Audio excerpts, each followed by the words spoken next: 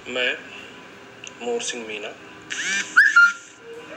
कमला Modi girls college Neemka थाना, इतिहास विषय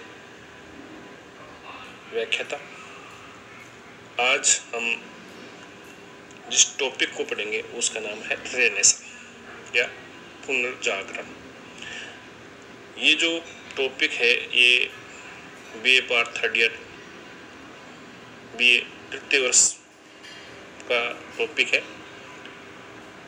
इसके साथ ये कंपटीशन के एग्ज़ाम RS IS मेंस के सिलेबस में भी है और स्कूल व्याख्याता में भी काम में आता है। स्कूल व्याख्याता के उस सिलेबस में इसको दे रखा है। तो तीनों दृष्टियों से ही हम इसका अध्ययन करेंगे कि रेनेसा को पढ़ने से पहले हम सबसे पहले ये देखेंगे रेनेसा है क्या। ये जो शब्द है इसकी उत्पत्ति कैसे हुई, इस शब्द ने किस तरह से अर्थ ग्रहण किया और रेनेसा का अर्थ क्या है, रेनेसा ने कहाँ से प्रेरणा ली, इसका उदय इटली में ही क्यों हुआ, इसका इटली और यूरोप और विश्व पर क्या प्रभाव पड़ा, इसकी विशेषताएं क्या हैं, इसके परिणाम क्या निकले, ये सारी इस टॉपिक में हम चर्चा करेंगे। तो शुरू करते हैं। रेनेसा, रेनेसा जो शब्द है ये फ्रेंच भाषा का शब्द है। ये प्रश्न एग्जाम में पूछ लेते हैं कि रेनेसा का मतलब क्या है। तो रेनेसा किस भाषा का शब्द है? फ्रेंच भाषा का, और इसका अर्थ है फिर से जागना। रेनेसा शब्द का अर्थ क्या है? फिर से जागना।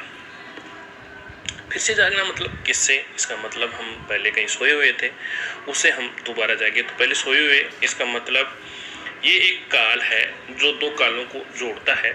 एक जो प्राचीन ग्रीक रोमन सभ्यता का काल है और जो मध्यकाल सामंतवादी काल है, अंधकार, उसके बाद में जो काल आया उसे हमने रेनेसा कहा। इसका मतलब ये है कि रेनेसा जो अंधकार का काल था उसे वापस हम मानववादी विचारधारा से जो प्रेरित रोमन ग्रीक साहित्य कला थी वहाँ से प्रेरणा लेकर फिर हम आधुनिकता की तरफ बढ़े, उसे हमने पुनर्जागरण या रेनेसा कहा। इस शब्द का पहली बार इस्तेमाल, रेनेसा शब्द का पहली बार इस्तेमाल बेसारी ने किया था। बेसारी ने इस शब्द का इस्तेमाल जो 14वीं से 16वीं सदी में स्थापत्य कला और मूर्ति कला में जो परिवर्तन हुए उनके लिए इस्तेमाल किया था। ये इटालियन विद्वान थे। बाद में इस शब्द को व्यापक अर्थ देते हुए डिड्रो ने 18वीं सदी में रेनेसा शब्द का इस्तेमाल स्थापत्य के साथ साथ साहित्य में जो परिवर्तन हुए उनके लिए भी किया और इसका प्रयोग अपने विश्वकोश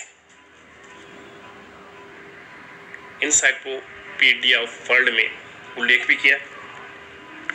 इसके बाद इसका समग्र अर्थ 19वीं सदी में रॉबर्ट एयर ग्रोन्स ने इस्तेमाल किया। किस संदर्भ में? मध्यकाल से आधुनिक काल में होने वाले जो परिवर्तन हैं उन्हें उन्होंने रेनेसा कहा, जैसे सामंतवादी व्यवस्था का पतन, प्राचीन साहित्य के प्रति रुचि, भौगोलिक खोजें, बारूद और कुतुनुमा का आविष्कार, पूंजीवाद का विकास आदि। तो ये था रेनेसा या पुनर्जागरण शब्द। अब जो ये रेनेसा जो पुनर्जागरण है इसकी विशेषताएं क्या थी, इसमें मुख्य बातें किस पर जोर दिया जाता था। तो जो रेनेसा है या पुनर्जागरण जो काल है उसका जो समय माना जाता है वो मुख्य रूप से 13वीं सदी से लेकर 16वीं सदी के बीच माना जाता है और इस काल में इसके 3 चरण माने जाते हैं। 1300 से 1400 ईस्वी तक आरंभिक चरण, 1400 से 1500 तक मध्यवर्ती चरण और 1500 से 1600 तक अंतिम चरण।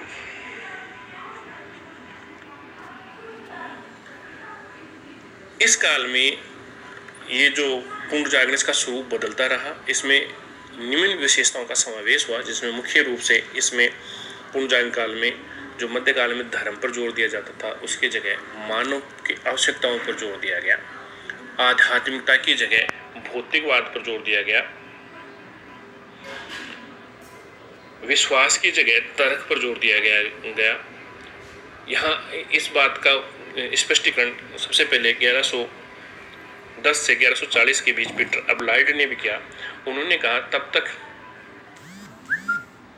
किसी सिद्धांत पर विश्वास मत करो जब तक वो तर्क से सिद्ध नहीं हो जाए, चाहे वो ईश्वर ने ही कहा हो।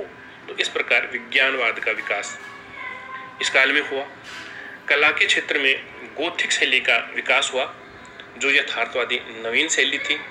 उससे पहले जो बारोक शैली थी, जो धर्म प्रधान थी, ये भौतिकवादी प्रधान शैली थी, यथार्थवादी शैली थी।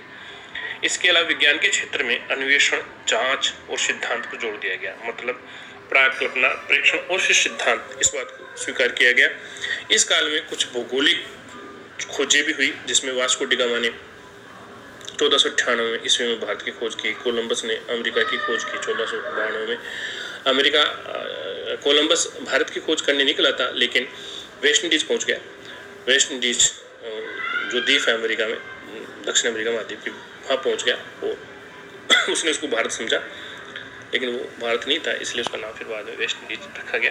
इसी तरीके से अमेरिको वेस्पुची ने अमेरिका महाद्वीप के चक्कर लगाया, इसलिए उसके नाम पर अमेरिका महाद्वीप रखा गया। मैगलिन ने विश्व के चक्कर लगाया पूरा। तो ये भौगोलिक खोजें भी हुई, जिसे एक देश दूसरे देश के नज़दीक भी आया। मानव केंद्रित चिंतन का भी विकास हुआ। क्षेत्रीय भाषाओं, लैटिन भाषा की जगह क्षेत्रीय भाषाओं का विकास हुआ, जैसे लैटिन की जगह फ्रेंच का, स्पेनिश का, जर्मनी का, अंग्रेजी का। ये जो सारी उथल पुथल थी, ये सारा इस 13वीं से 16वीं सदी में हुआ और इसे हमने पुनर्जागरण का कहा। इस पुनर्जागरण जो ये विशेषता हमने बताई, इसका उदय क्यों हुआ, इसके कारण क्या था और इसका उदय कहाँ हुआ। सबसे पहले तो इसका उदय सबसे पहले इटली में हुआ। और पुनर्जागरण इटली में क्यों हुआ, इसका मुख्य कारण थे कि एक तो जो इटली था वो ईसाई धर्म का बड़ा केंद्र था, और इटली के जो रोम का जो पोप था, उसी के नेतृत्व में पूर्वी देशों से युद्ध होते रहते थे, उससे वो पूर्वी देशों के संपर्क में आते थे।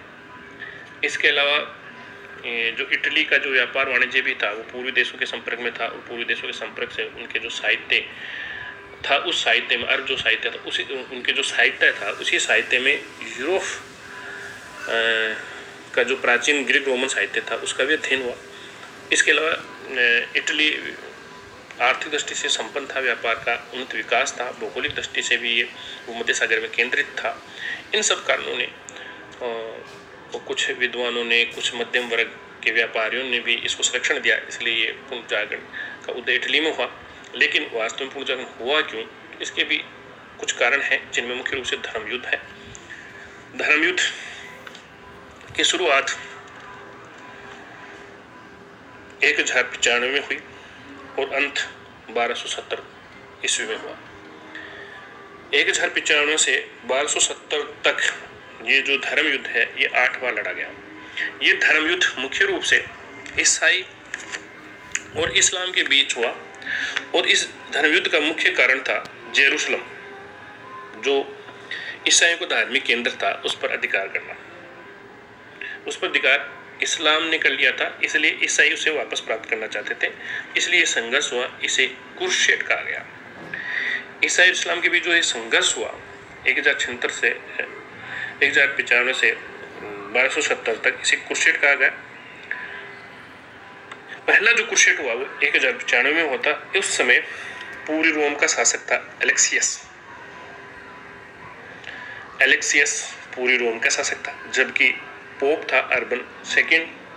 और इस युद्ध में 50,000 ईसाइयों ने भाग लिया था, लेकिन वो इस्लाम से पराजित हुए थे।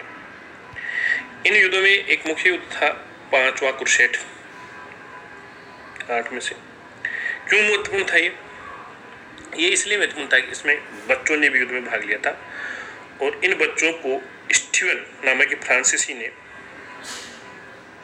मार्सिलेस नामक जगह से खरीदा था जो अफ्रीका के तट पर है और फिर इस युद्ध में शामिल किया था, इसलिए ये महत्वपूर्ण है। जिस पर हेमलिन ने वाइट पेपर नामक एक कहानी भी लिखी है। किसने लिखी है? हेमलिन ने। कौन सी कहानी लिखी है? White paper. ये भी एग्जाम की दृष्टि से महत्वपूर्ण है।